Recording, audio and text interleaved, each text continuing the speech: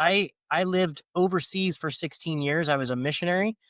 Beautiful. So we did church planting work. You mentioned that your dad was a pastor, so I can throw this in.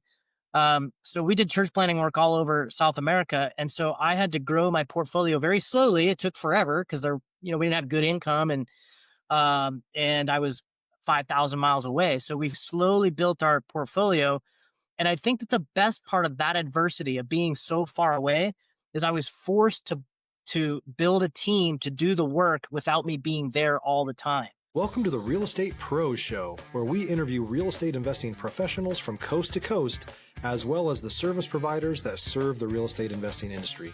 Our goal is simple: share what's working now to help you improve and scale your business to the next level and meet the pros that can help you get there. Real Estate Pros is powered by Investor Fuel, America's leader in helping real estate investors and professionals build the business you need to live the life you've always dreamed of. Let's start today's show. Property insurance for real estate investors doesn't have to be difficult, but it does need to be there to protect you when you need it. MyInvestorInsurance.com not only provides insurance at 15 to 30% cheaper than traditional agencies, it's built specifically for real estate investors like you.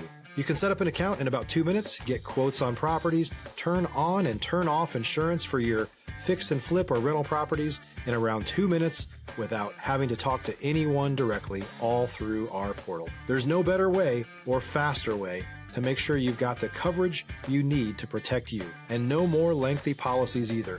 Once you're set up, you're billed monthly and prorated by the day for however long your policy is active. It's powered by MSI, the third largest independent MGA, with 1.5 million customers and more than $1 billion in cumulative premiums written. Get set up today in about 2 minutes at myinvestorinsurance.com/fuel. Hello, everyone. Welcome to the Real Estate Pros Podcast. I am your host, Q Edmonds, and I am super excited to be with you today. Super excited about my guest. Listen, we have someone, I'm going to tell you what he said. This dude is done chasing squirrels, right? He's done chasing squirrels. And when we say that, I mean, he's laser focused, right? He knows his niche. He's buckled down and he's mastered in what he does. He has his skill set in place. And I love what he's doing. And I'm excited for him to tell you all about what he's doing. So I would love to introduce you all to Mr. Brian Tibbs. Mr. Brian, how you doing today, sir? I am doing so well and so glad to be with you and your audience today. This is going to be fun. Yes, it is, sir, man. And thank you. I'm glad you're here. I know our audience is going to take a ton of nuggets away from you. And so, Brian, I'll be honest, man. I want to dive in. I want you to tell us what your main focus is these days. Tell us what markets you're operating in. And man, if you want to give us a little bit of an origin story about how you got started, man, we love origin stories. And so, Brian, sir, the floor is yours, man. Cool. Well, I'll tell you where I'm at today, and then we can backtrack a little bit. But so today I own and operate 50 short-term rentals. We're in the Boise, Idaho market and the Phoenix, Arizona market. We have one fun project that's up in the mountains in Idaho as well. But all of them are short-term rentals.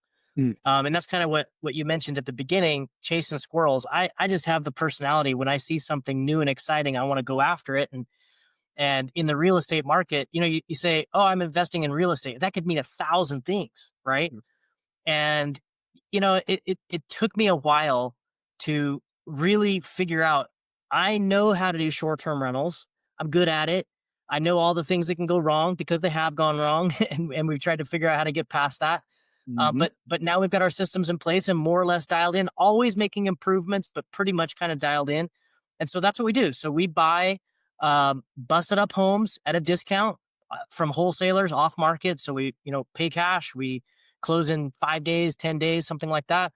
And then we send our crews in. We do a significant remodel. We tear everything out that's outdated and make it brand new the way we want it. And that's kind of part of it's not just how to build equity, but it's how to make a short-term rental that's going to work for what our customers want, right? I just feel bad about buying a house that's like in good shape and tearing out the tile that's 10 years old and putting in new tile. I just don't like that. So I feel more comfortable tearing stuff out from the 80s and updating it. So that's what we do. And then we have our own management company. We only manage the properties that we own. where I came from, I grew up in a family. My dad had his own small business, but there wasn't really any real estate investment. Stop living on an island and join the #1 mastermind in America for professional real estate investors. Investor Fuel is a community of hundreds of the nation's top investors working together to build stronger businesses and better lives. In addition to the amazing community of real estate investors acting as a board of advisors for one another, Investor Fuel members have access to 100% funding on purchase and repairs for our members only, a health insurance program, and benefits and discounts that more than pays for the membership of most of our members, meaning it's actually costing you money to not be a member of Investor Fuel. If you're looking to scale your business and build a business that allows you to live the life of your dreams, please visit investorfuel.com today and book a call with our team. But I remember overhearing a conversation between my dad and my grandpa about buying a duplex. And I thought, why in the world would you want to do that? You got to pay the bank. What if they don't pay their rent? What if you can't find a tenant? What if they call you at 11 o'clock at night to go unplug a toilet? Right? I thought, this is crazy. And they walked me through how they were going to make like a $10,000 investment. And over the course of 10 years or 15 years, that was going to turn into 30 or 40 or $50,000. And I was like, oh, and they're going to hire a management company. They're not going to unclog toilets. And so I was like 17. I was like, okay, that's what I'm going to do. So in college, when I moved out of the dorms, I had to go find a place to live. I didn't want to pay rent. I didn't want to lose rent forever. And I didn't have enough income to support a mortgage on my own. So I bought a duplex. I was 19. I bought a duplex and I lived in one side. I rented out the other, put roommates on my side, and almost covered my living costs. Right. So now we call that a house hack. So that's how I started. And I just said, okay, well, I'm going to keep doing this, and just kept buying more and more units. And today we have 50. So that's the origin story. Man, I love it. So, so Dad kind of knew what he was talking about a little bit, huh? I didn't want to admit it, but he did. Yeah. Yeah, man, that's the beauty of growing. That's the beauty of going from a young man to a more adult man, right? Like we get over the ignorance that we just don't know, because ignorance is just the things you don't know. But once that knowledge click, you're like, oh yeah, I see it. That makes all the sense in the world, right? And so, yeah, I love it. So, Brian, I want to ask you, man, I want to pick your brain on the strategies that you use. And I would love, if you don't mind, to answer it two ways. I would love business strategies that you use that you feel like are really helpful for you. But I would also like to know about some personal strategies. And when I say that, some people have meditation in the morning, some people go to the gym. But I'm realizing with entrepreneurs, they're two tied together. Your personal strategies and your business strategies kind of almost go hand in hand. And so I would love to hear some strategies from you, sir. Wow, that's a really good question. And that's a unique question. I haven't received a question quite like that. I love it. I love this question. So business strategies, just cold, hard business strategies. So our team now, we have, I think, 13 or 14 people on staff. And that's managing all the properties, right? Taking care of our guests, maintenance crews, cleaning crews, that kind of stuff. Yeah. And we run EOS, the entrepreneurial operating system from the book Traction. Okay. So that's our strategy on how to keep everybody aligned, have everybody has a goal every quarter. They receive bonus based on if they get their quarterly goals accomplished, that kind of stuff. So that's kind of real cold, practical strategy on the business side. On the personal side, every morning religiously, I go to the gym. I'm a CrossFitter, so I go and I destroy myself for an hour, and then I feel tired for the rest of the day. I mean, that's basically Yeah. So I do that, and I if days I don't do that, I feel sluggish. I feel like I've cheated myself. So I try to go every day of the week to get that started. I come from a Christian family as well, and so we like to take Saturdays or Sundays rather as like no screens, no phones, no technology. Go to church in the morning, play games as a family, read old school, a physical book with paper. And I found that, I mean, I kind of maybe was like, we did that so that our kids would have good habits, but now it's my favorite day of the week. Just that day where I don't have text messages blasting me. And I tell you, that's probably the most important strategic thing that we do to reset the week right. And be able to hit it on Monday with full energy. And So I would say those are kind of the main strategies. Now, also, I have a rhythm where, along with the company, every quarter we set goals. Everybody has their own goals. I set my own goals. We set company goals. And then I have an accountability group that I meet every week on Friday, and we hold each other accountable. Did you do anything to get towards your goal for the quarter? Kind of a thing. And so I would say that mix of stuff is really the strategy that I'm still tweaking it now and then, Yeah, but it really pretty much works well for me. If you're looking for consistent, high-quality leads, look no further than Investor Machine. Investor Machine isn't just another agency, it's the most sophisticated, data-driven lead generation company on the planet for real estate investors, and serves the role of being not just a lead generator for your business, but a marketing partner that is helping you achieve your goals along the way. Go to investormachine.com to learn more and schedule a call with our team today.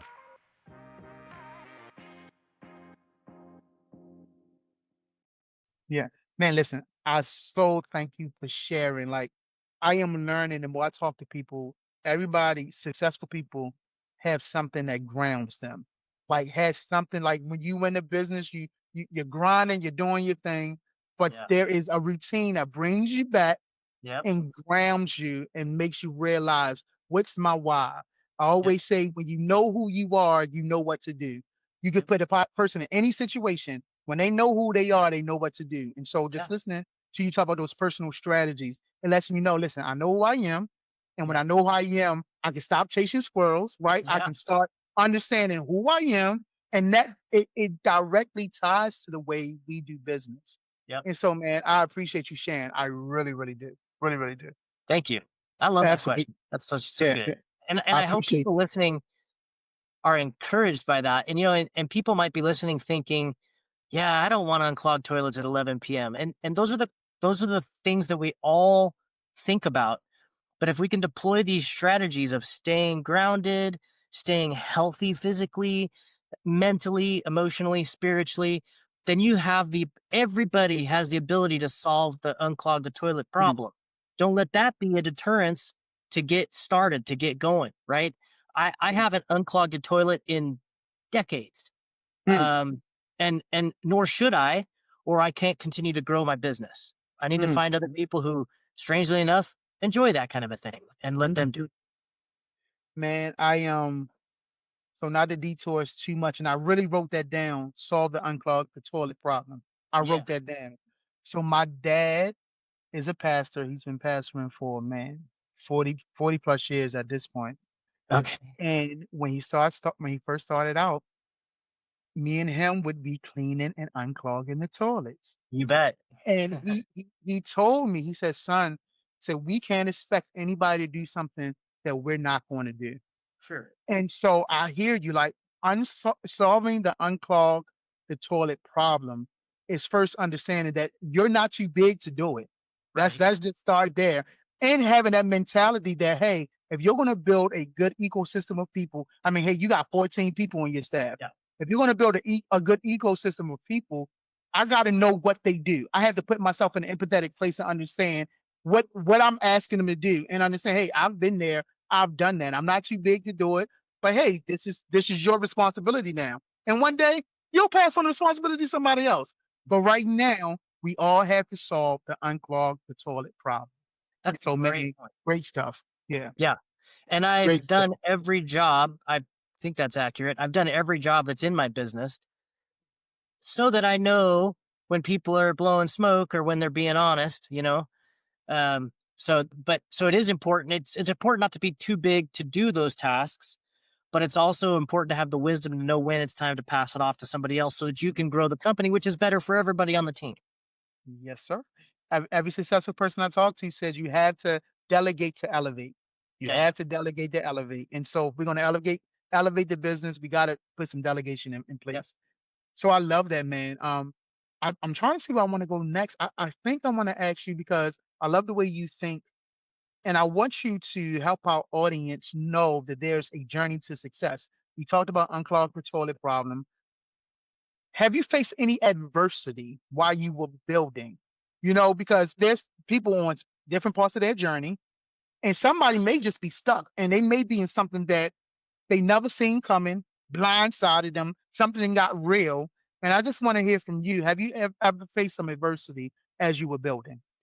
If you're a new or newer real estate investor looking to launch or grow your real estate investing business, please check out Investor Fuel Club. It's a coaching community, but unlike anything you've ever seen before. And you can actually partner with members of our mastermind from coast to coast on deals right in your market.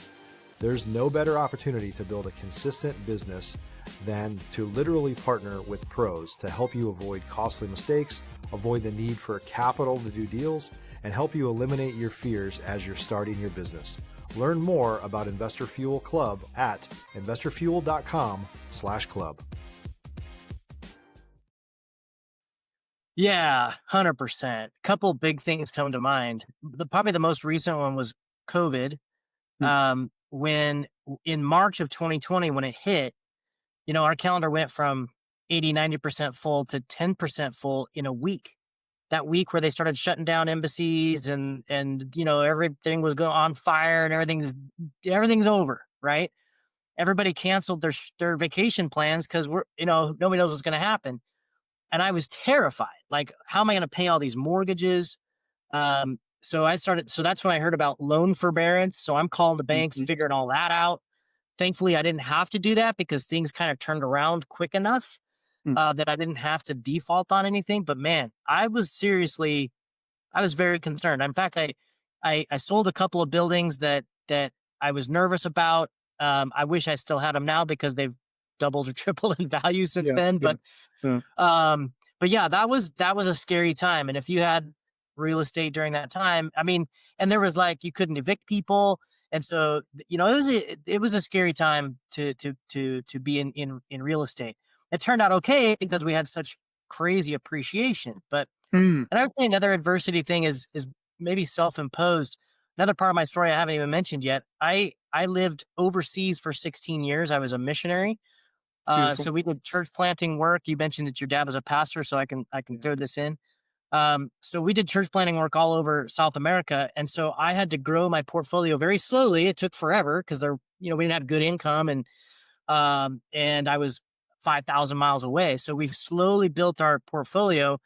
And I think that the best part of that adversity of being so far away is I was forced to build a team to do the work without me being there all the time. Yeah. Because if I was there, I would have had the tendency to micromanage everything and probably wouldn't have been able to grow. Yeah. So I would say that was the positive side of the adversity of being so far away from the team, and the slow growth is better probably too, especially when you're young and learning. So Yeah, man. So, man, you just said something that is a book right now that has me in a chokehold. Book by Mark Batterson. You might have heard of Mark Batterson. He's a pastor. Well, he's a pastor in DC. He's a national bestseller. He has a book called Gradually, Then Suddenly. I And he love says, that idea. yep, he says success happens two ways: gradually, then suddenly. Yeah. And bro, that's what you just said. Like the slow growth. Yeah. This is where you get all the nutrients. This is where you get the foundations for your business. This is where you learn your self-awareness, who you are.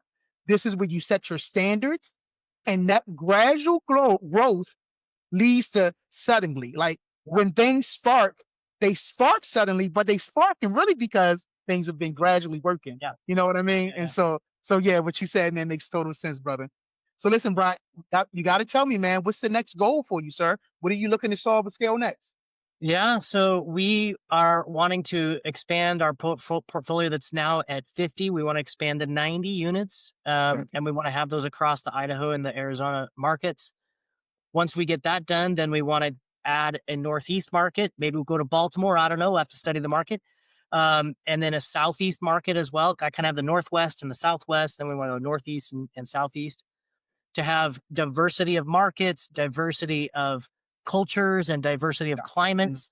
Like here in Arizona, if we have extremely hot summer, we're going to struggle. In the Southeast, you have a hurricane, you might struggle. But if we've got property all over the country, then we're probably going to do okay every year. Is the thinking. So, and then the bigger you get, the more high quality professionals you can afford to have on your team. Which that's what we want to do. We really want to be a professional operation in the short-term rental space. Man, I absolutely love it, man. Your eyes are on the prize. You're growing gradually. I like how you talk about your staff, how you talk about the unclogged, the toilet problem. So I want to talk a little bit about relationships. It Yeah, of seems to me that relationships are important to you. It seems course. that you value relationships, and so I would love to know, how has relationships made a big difference for you? Yeah, I mean, anybody who can't learn to value relationships, even if you're not naturally inclined to that, you're just going to struggle. Hmm. Because even if you're a solopreneur, if you're the only person in your company, you got vendors, right? You got banks you're dealing with, you got buyers and sellers, you got tenants. I mean, you have to be able to do that. And I'm not gonna say I'm the best in the world at relationships, but yeah, they're critical. I mean, they're absolutely critical.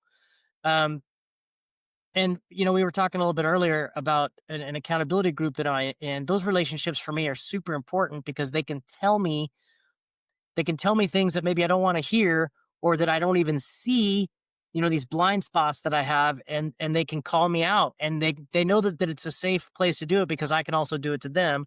And that Yeah. just that iron sharpens iron, I think, is one of the most critical parts of Sure. relationships. And so if you can find somebody where that's safe to do, wow, that's powerful. Yeah, yeah.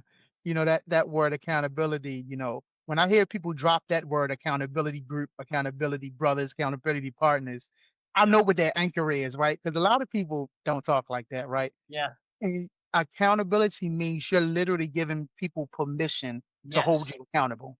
Like Right. you're giving them permission, like I will submit, hold me accountable to the things because like you said, there's trust built. And like you said, iron sharpens iron. I Mhm. love the AMPC version of that. It says iron sharpens iron through discussions. That's how it Yeah. happened. Yeah. They're having those honest discussions. And so I love the way, man, you talk about relationships, building relationships, having people that hold you accountable. And I hope people are getting some nuggets from that and realize just how vitally important and how that could just change your perspective when you submit yourself to people that have your best interests at heart, that want to work with you, that want to build community with you, that want you to win. Sometimes you got to be able to sit back and just let people just tell you, hey, this is what we need to do, or this is how we need to adjust. And so Yeah. I love that, man. I love that for you.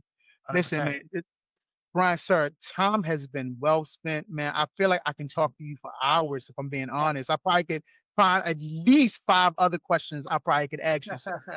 But listen, man, before we wrap, if someone wanted to reach out to you, connect with you, learn more about what you're doing, you have any other things that you're doing, and how can they get in contact with you, sir? Yeah. So I wrote a book through my whole experience that talks about my time overseas and building a portfolio and finding financial independence and you know the fire concept. I hadn't heard of that until recently, but the Mm. fire concept of early financial independence. So I wrote a book about how I did it, and I did it on really limited income. And then I started an investor community of young budding investors. So if they want advice or accountability or tools and tactics and tricks, so it's called the Unexpected Investor. Mm, And find me at unexpectedinvestor.com or on all the social media at Unexpected Investor. gotta write that down, man. I And love that and name, the unexpected the investor. book is the hacker method, and every letter is a step that I took to build wealth on limited income. You can get this on Amazon or Barnes and Noble or wherever. Man, I love it. Thanks for holding the book up, man. That's brilliant. I love the cover, man. And I love that every letter is a step, man. Yeah, Yeah, yeah. it's a 5-step process.